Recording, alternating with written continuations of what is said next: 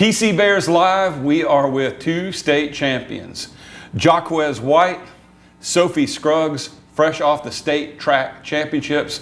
So for the first time in school history, we have a boys hurdle state champion. For the first time in school history, we have a girls pole vaulting champion. And for the first time in school history, we have both a boys and girls state champion in the same year. Guys, congratulations to you both. Blow it up right here. You guys, just what an amazing thing. All right, on Friday before school gets out, we get the news that Sophie has won the state title. Sophie, take us back to that, what it was like for you. How many jumps did it take? To win? Yeah. It took probably about 4 or 5 to clear. Did you get all of your jumps? Yes, I cleared them all at the first attempt. Because for the uninitiated, the stress behind what she does is so incredible. There are often cases where girls and even guys don't get jumps, right?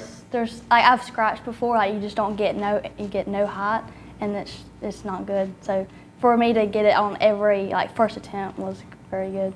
How were there any other folks who were competing that day that had scratches? One of our team members scratched too, but you set a personal record, and 11 feet 7 inches. You actually outjumped some of the guys at state. Yes, sir. Seeing your picture when you hit, the other side, it's like you knew you had just done something great. Try to describe that moment for us. It was just in real. I just didn't think I could clear 11.7 because my coach was like, let's just do 11.7, even though I was like, let's just do 11.6 to be safe. But it was just, I was shocked. I didn't know I cleared it. I don't know what the second best time was. Like if you'd done 11.6, if that would have won or not. Do you know that? It would have cleared it because the second place cleared 10.6. So even if I cleared 11 feet, I still would have won. So you won by like a foot? Yes, sir. That is a beat down. And then on Saturday, Jaquez, you win at the same time on Friday. Like you're winning your heat and get one of the top 10 times. Like what did you know about what she had done at that point? I didn't run until a little bit after Sophie won the state, but I was over there, and I wasn't over there. I was doing long jump, but when I came back, I heard she won the state, and all I seen was her just smiling over there. Happy. Yeah. That's Sophie smiling, right? Just like Jaquez. In case to our folks, these are two of the most outstanding students we have. Just great young people, and always smiling, and we're really excited about such great things happening for them and for their program. Let's go back to you, Jaquez, because it was Saturday until you were able to win your championship, but it's like you kept, I think at least twice this weekend, you broke your own record in the 300. I think it wound up being like 37.91 or something like that. 37.91. Which was top 50 in the nation, by the way. Yes, sir. All right, let's take us back to your moment there. All right. So what was at what point did you realize you had victory? I don't even know how many strides you won by. To be honest, so I'll walk you through the full race. So at first, I beat him over the first hurdle. In the second hurdle, I kind of did my technique wrong. And so he was right there beside me. So I knew in my head I had to speed up or I had to just get, when you run the hurdles, it's about your lead leg getting down faster. So I got my lead leg down faster than he did. And then I got to the third hurdle before him. And then for so long, I just kept that pace and I stayed in front. Just finished the race out. You're a fellow student over here, Sophie. She's nodding. If I'm not mistaken, you've either done some sprints or you've been part of some relays, right? Yes, sir. I did the 300 hurdles, but I didn't make it to sectional. So what? Okay, you've already gotten your championship on Friday. He's running on Saturday. Were you aware of that? Were you still at the championship venue? What awareness did you have? I was there Friday when he ran at prelims, and I wasn't there Saturday, but I knew he had it to win. I knew he was going to win. It's a great way for you to go out. You're a senior. You're coming back next year. Yes, sir. So what has it been like for you guys? Like the last 48 hours, you're still the same people, but not really because you've got that state championship by your name. Sophie, what about you? What has it been like to be a state champion? It's cool. I don't know what else to say.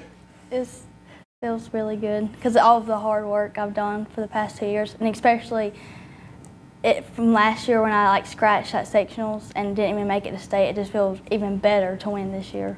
Were your sisters able to be there? They were. I love that they were there, and my dad. And your mom was there, and I know that she just probably went into the biting her stratosphere. nails the whole time. She was so scared. What about you, Jaquez? Did you have any family that were able to be there and watch and enjoy and be there in that moment? Yeah, I had my dad, my mom, my sister, and my brother. He actually stays in Atlanta, so he came to it. I mean, it's been wild because like for the past 2 years, I've always got beat in state like by the same dude, and this year I won it. I mean, it's been all over Facebook. Like right when I got finished with the race, I looked at my phone. I had about like 50 notifications just hitting my phone. It's crazy. And then I just seen it all over Facebook. Like I actually did it. It's a great way for you to finish your high school career. A guy who's won, well, you're 2-time state champ, right? Because you got your football ring. No, actually 3-time state champ. Weightlifting, yeah, right? And this. Yeah. Wait a minute, that just puts a whole new different spin on it. You may be the first 3-sport state champ in school history. We'll have to look that one up. And you're heading off to Washburn University. This puts a different spin, I think, on your career. But you get an opportunity to go in there into college, just on a really, really high note. So winning this title, how does that make a guy who already had 2 championships? How does that make your career that much more complete?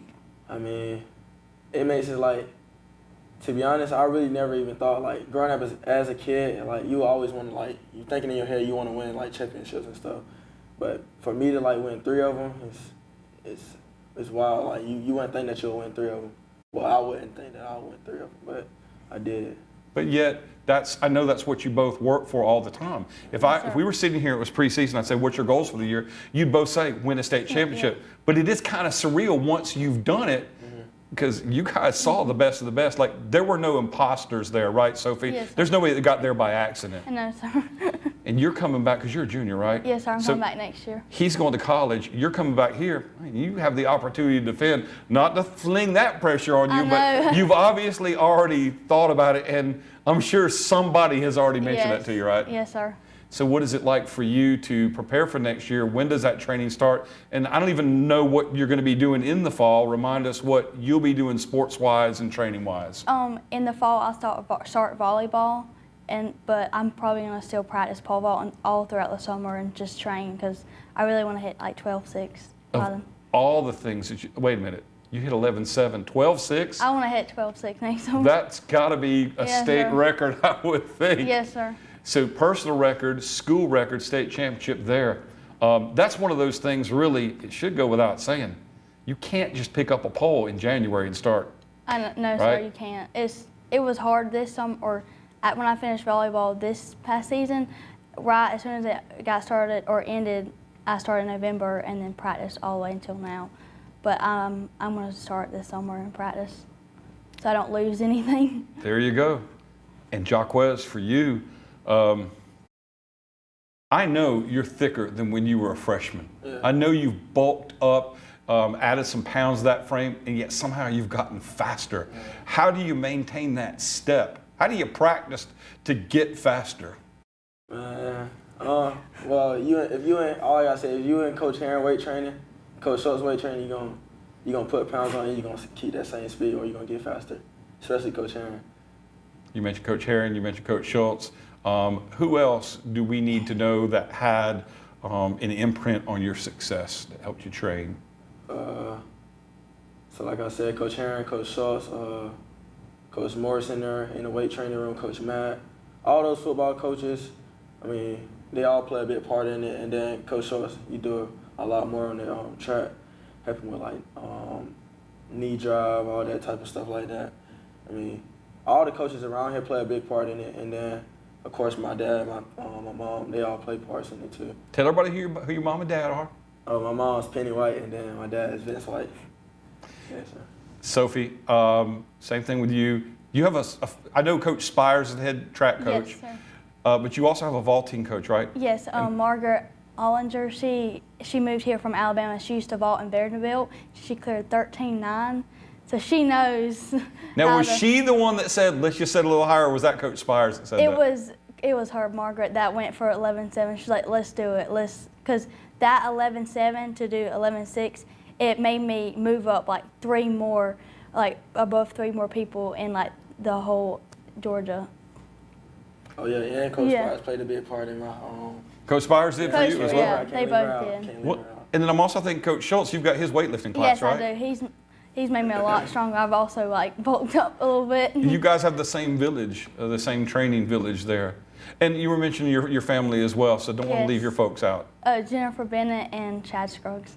All right, and again, I know, athletic families, your siblings all been supportive. Now, with guys, it's different. You know, your brothers will give you a hard time, but the sisters are usually supportive. So what was it like for you guys with the sibling support?